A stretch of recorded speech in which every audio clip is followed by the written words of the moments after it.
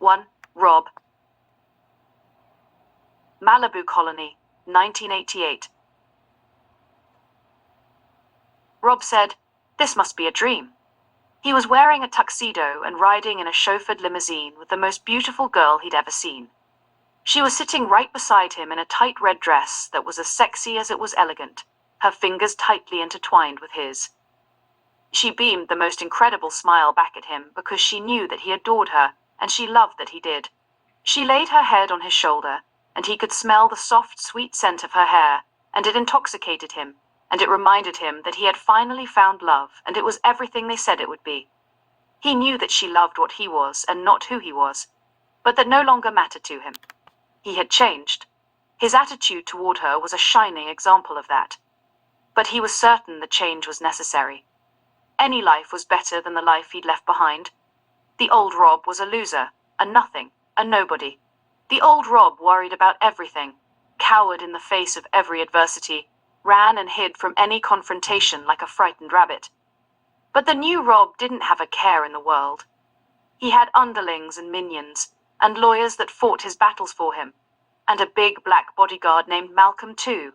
The new Rob didn't wake up in a cold sweat in the middle of the night because he didn't have the rent, nor did he sift through long-since vanquished penny jars, hoping to scrape up the 29 cents it would take to score the next box of macaroni and cheese. Nor did the new Rob knock on his neighbor's door to borrow bus money for the ride to work the next day. Those days were over. over. Sitting in offices at jobs he absolutely hated, hungry, without enough money to even buy a bag of potato chips for lunch, just waiting for 5 o'clock to come, sneaking on the bus through the side door on the way home, paying everyone he owed on payday, enjoying a day or two of bus money, and burger money too, before starting the cycle over again, were now things of the past. Back then he was living in a studio apartment in Hollywood. It was just off La Brea near Hollywood High School. The joint was a little bigger than a closet. A stove and tiny refrigerator were built into the wall beside a sink that looked like it had been whisked away from the LA County Jail. But you could see the Hollywood sign from the window, and only a handful of people in the entire world could boast that. The place filled him with almost as much pride as the car he drove, a rusted '72 Vega he'd bought in high school. Yet somehow, every month, he managed to scrape together the rent, an outrageous $600, and postpone the ultimate defeat, that being a one-way ticket back to New Jersey and a job in the family business, a printing company in Elizabeth, that was waiting for him there. Rob's first love was music. He was a pretty good singer, and at least he thought, a pretty good songwriter too. He hoped the degree in prehistoric architecture that he'd earned from Seton Hall would land him a gig somewhere in the music industry. At first it appeared his prayers had been answered when, just a few days after graduation, Rolling Stone magazine called to say that they were recruiting recent grads from around the tri-state area. Rob was ecstatic, but his hopes were soon dashed. It turned out the whole thing was a hoax, his college pals playing one last college prank. Later that night, at Show World, Times Square's Vatican of pawn palaces, Rob's fortunes took a very drastic change when he found himself standing face to face with a stunning beauty he was certain he'd met before. She was standing in the doorway of the VIP room, staring out at the stage and the empty rows of seats that surrounded it. Then he remembered. The Indian chick. Rob wasn't a very big fan, mostly because she did girl-girl scenes only, and girl-girl scenes always left Rob feeling left out. But there she was, a tall, slender, raven-haired, copper-skinned beauty, standing right in front of him. He dared a smile, playing it like he had no idea who she was, lining up an alibi that would convince her that he'd never been to Show World before and never would go again. That he just wasn't one of those creepy bastards who frequented places of this sort. It turned out that the Indian chick had never been to New York before. Rob laid it all on the line and offered to act as her tour guide. To his astonishment, she accepted, provided they could stop at her hotel room first. Rob wondered as they walked if he hadn't hit the jackpot. The Indian chick talked and talked and talked. Rob couldn't get a word in. By the time they reached the lobby of the Milford Plaza, he'd learned her life story. She was a full-blooded Apache, raised on a reservation in the Chiricahua Mountains of Arizona, a direct descendant of Cochise himself. Her real name, Taya Te Waha meant daughter of the Golden Mountains. Like everyone else who called Tinseltown home, Taya was a name dropper.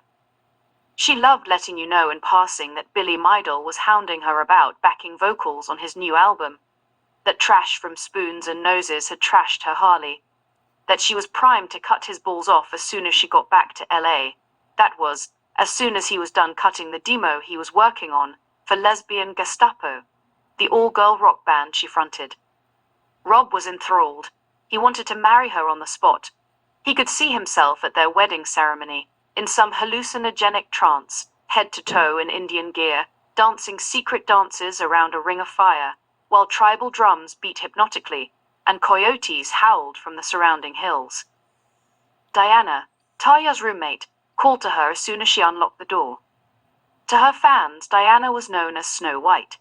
She was in town to do a week's worth of live performances that would net her, in 1 week, 10 times the money she'd made waiting tables. All she had to do was appear live on stage at Showworld 3 times a day. The act was pretty simple. She and Taya would mud wrestle while wearing bikinis on stage before the 100 or so sexual deviates the gate took in. The carefully choreographed struggle culminating with one of them sucking a string of pearls out of the other's cunt. Rob could see part of Diana's body as she stood behind the bathroom door. The tiny slit opened wide enough to catch a pretty good shot of her in nothing more than a bra and panties. "Did Nikki sex call?" Taya asked. "No," Diana answered. Just then there was a knock at the door, and Taya let the meanest-looking goon that Rob had ever seen into the room. He was short, 5'7" at the most, but so wide he nearly filled the doorway. Taya introduced him as Chicago. Satanic Entertainment, the LA-based porno company the girls shot for, had hired him to look out for them as they were deemed 2 very valuable commodities. A long scar tracked the side of Chicago's face like a runway, and his nose had clearly been busted a time or 2 as well. He'd just returned from a coke run and was setting up lines on the mirror in his lap. Deanna emerged from the bathroom, and Rob thought she was the most beautiful girl he'd ever seen. He couldn't believe he was in the same room with Snow White. Unlike the dark wig she wore in her movies, her hair was bleached blonde, but her skin was still the fairest in all the land, her eyes the bluest blue, and her shape so ripe that even Marilyn Monroe would be jealous. She said hi so emptily that Rob wasn't sure if it was he she was speaking to. "Toot?" Chicago asked Rob as the girls formed a line in front of the mirror. Rob rarely drank and he never took drugs, so he politely declined the invitation. But he wound up having the night of his life. He was allowed to enter Showworld through the VIP entrance and sit with Chicago during the show. Then the foursome hit the town. They crashed Tavern on the Green, but got bounced pretty quickly. They just weren't dressed appropriately enough. Taya began reciting lyrics to a new song about the ordeal. She called it Clashing Fashions. Clashing fashions, clashing fashions. An elegant dress, a whore no less. Clashing fashions, I'll dress your way if you let me stay. Clashing fashions, I'll change my shit if you suck my clit. She thought she was onto something, and Rob agreed. He wanted to collaborate, but instead, as always, the thought of actually verbalizing his ideas transformed into an unconquerable mountain directly in his path, and he, as always, found himself in self-induced paralysis at its massive base. He sat silently on the subway beside her as she jotted down the words on a pad she told him she always carried in her purse, and talked excitedly about cutting the demo with Sonny Sonstein at Capitol Records as soon as they got back to LA.